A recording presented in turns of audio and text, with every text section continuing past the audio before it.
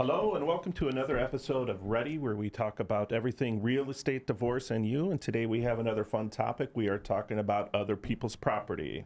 OPP, yeah, you know me. Get down with OPP. So, Christina, let's talk about other people's property. What do you have to say about that as it goes through divorce? Well, of course, my first thing, when we brought up this topic, I thought it was a fun topic. I actually brought it up, my great-grandmother's wedding ring. Has been passed down through the generations. Every female in our family has worn it. I wore it on our wedding day. Our daughter will wear it. Sadie Kins, my brother's little one, Sadie Ann will wear it during her big day as well, and then it gets passed on through Anna, and then she will have to do the next generation. So with that said, we love this ring. It's from 1910. It was remade in Italy in a paisley form, and so it just means a lot to us. And I was wondering when we brought this up, how jewelry, how personal property, the division, and incidents like this, how would that be held moving forward through a divorce?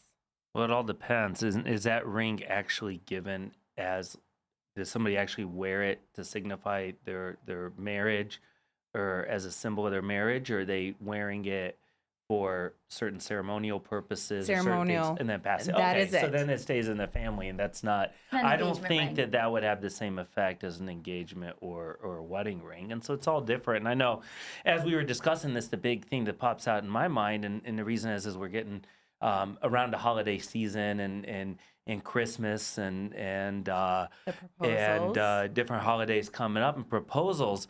If it's a big thing to think about. If it's given as a gift, an engagement ring, then you might not be able to get it back. Meaning if you give it on a birthday, Christmas, some sort of holiday, whatever it may be, then at that point it could be given as a gift and not for the intended purpose of sealing the deal and getting married. Whereas if it's just I don't say just, but if it's given as an engagement ring with the purpose of, hey, it becomes yours once you get married.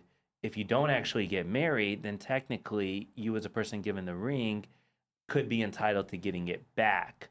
But the flip side, the argument is if it was given as a gift as opposed to given where you've got to perform, the other side's got to perform their end of the bargain, which is actually get married.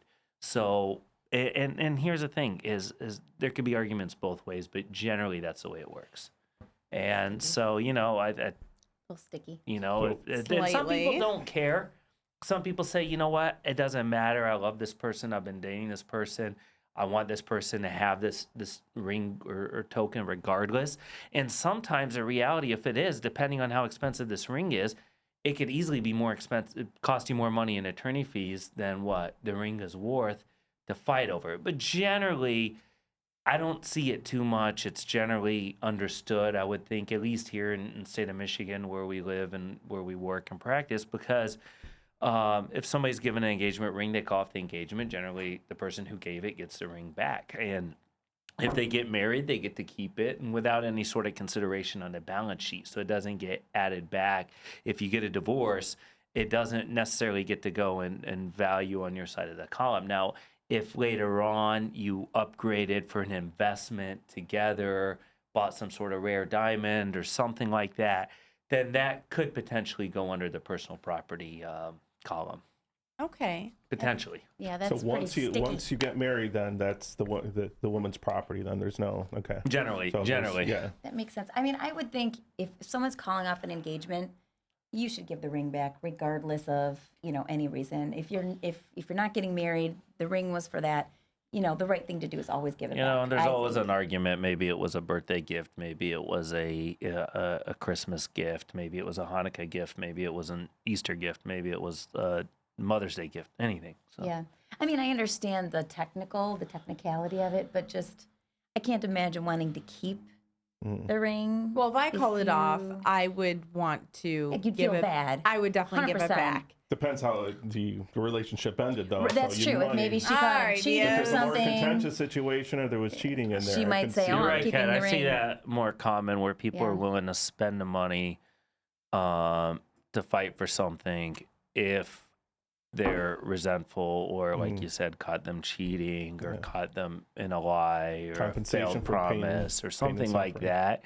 Then people get to be a little more, I guess, revengeful.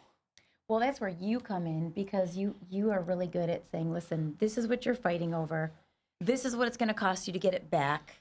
You know, long term, is this really, like, you have to try to rein it back a little bit to say, is it really worth your efforts to do that? Because you're a good person. I know you're not going to just keep billing them and be like, yeah, this is great for me. Let's fight over every little thing you No, have. it's so you know? easy to spend more money than what the value of the property is. Right. And that goes mostly across the board with all forms of personal property. Sometimes there's that rare artwork, that rare piece of jewelry, that rare whatever it is. What- But go ahead, Cece, you had a question. What about a puppy? People really like to give Okay. puppies. So honestly, I would have more of a hard time dividing the dog and taking the dog than Yeah. I probably would consider about the jewelry, because it's like, You're right. And that comes up I'm the one in that a- wakes up at 5 a.m. Yeah. to let it out and Yeah, feed it yeah. and take care of it. So I'm invested at 5 a.m. in the morning. and that All you comes gotta up. do is say, go back down, and she goes back down. You know that, right? So you don't have to wake up at 5 o'clock. He's like, wait a minute, wait a minute. Who wants to see a fight? Stop Hold making on, your let's see a case. fight right here. All you Hold on, have to I do have is a Reese lay witness. down, I have a and she lays witness. right down. I'm not waking up at 5 o'clock in the No, morning. you sleep until 7 and let her just die for 2 hours. I can't do that. You know what? My dogs in the past have always I wanted can't. I feel like to get somebody's up going right to be videoing away, this at some Yeah. point. run out. The one I have now is so lazy. She doesn't care. She gets mad if we wake her up. She wants to sleep in. She does Really? no desire to go out. And even if she gets out, she doesn't want to go. It's weird. It's different. But What's your yeah. puppy's name? Bijou. Bijou. Yeah. How do you spell that? Bijou. That's what I was going to That's interesting. Yeah. She's a Bernedoodle.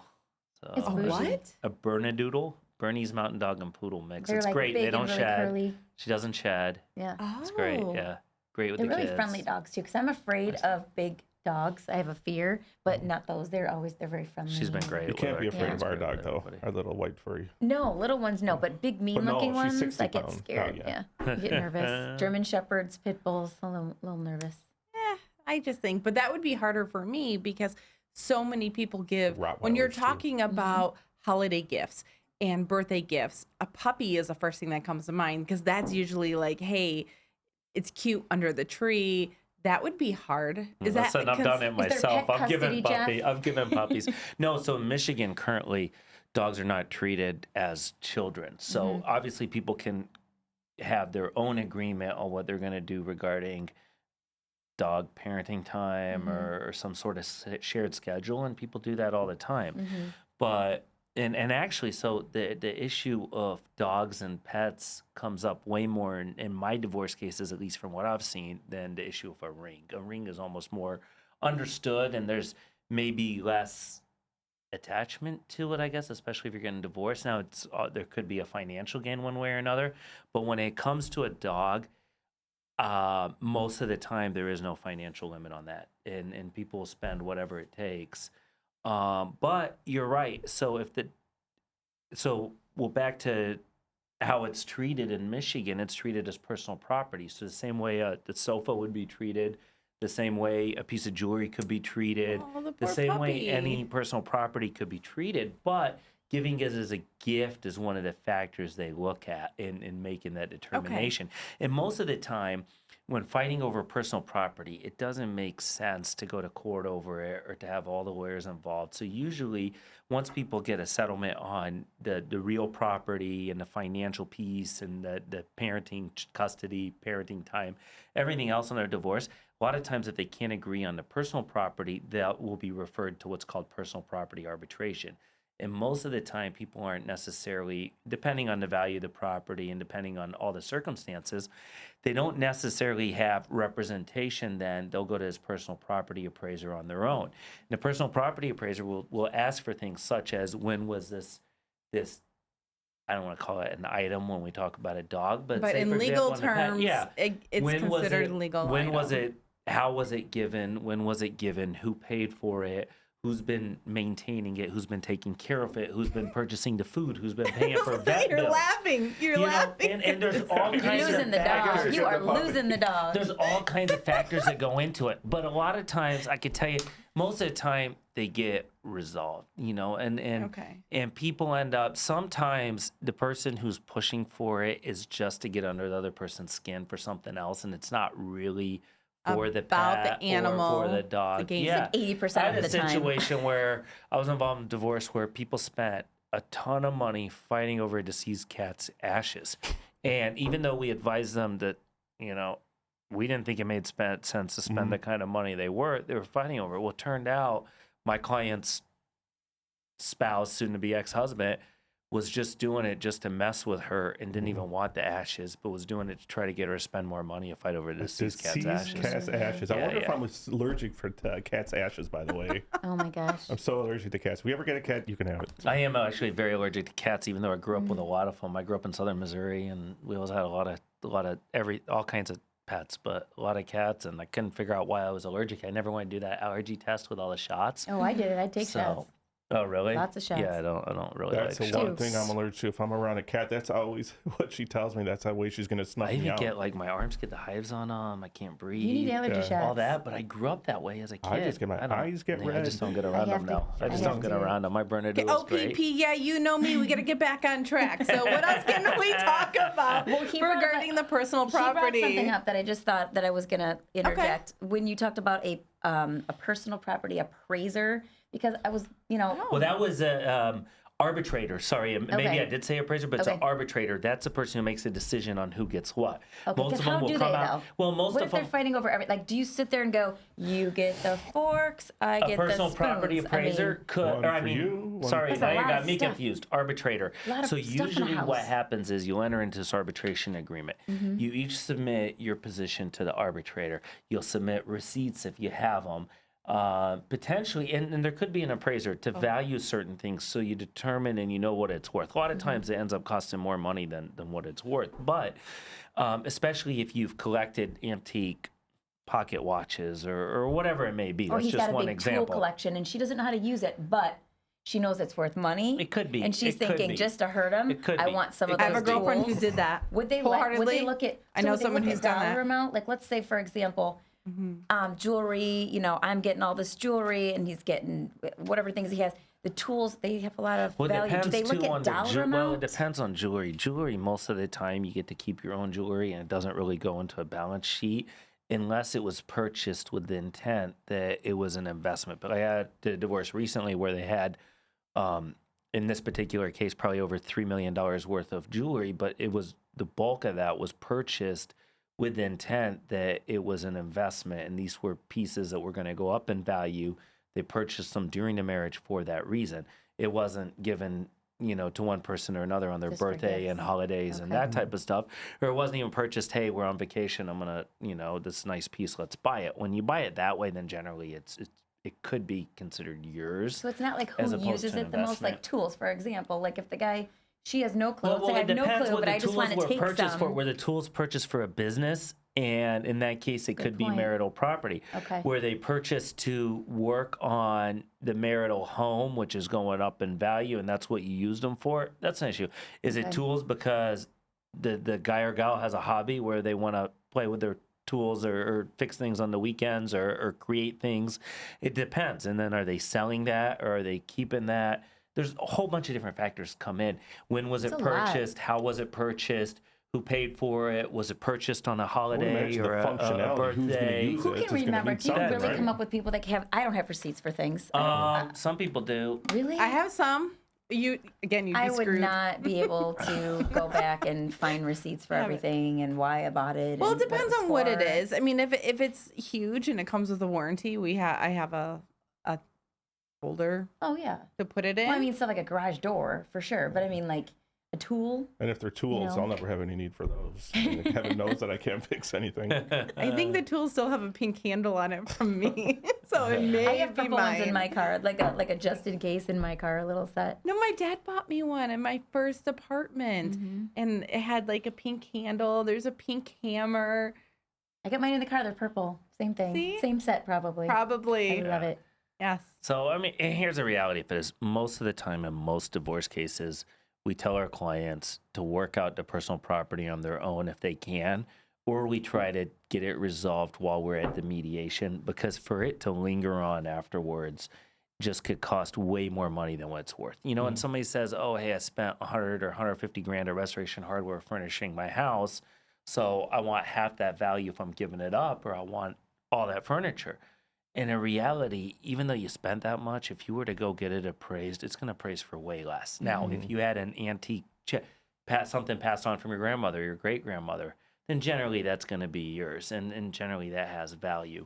But most of the time, the resale value on the furnishings in the house, most of the time what I see ends up happening is if one of the two people end up keeping the house, it goes with the house. If not, they either give it away or they have an estate sale and they split the proceeds. A lot of times also, the other thing is people don't really want the memories. They don't want the furniture from when they had the house together.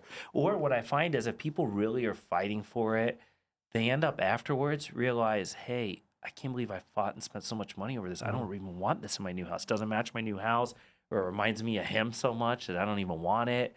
That type of stuff. So those are things to think about. And those are things that we try to tell our clients at the appropriate time. You just got to sometimes right in the very beginning. Yeah, sometimes right in the very beginning, nobody wants to hear this stuff. They don't really want to deal with it. But at a certain point, before they start really spending money on it, it's important to have that conversation with your client. For sure. You know. Now, talking about real estate, I want to kind of segue into real estate with a personal property.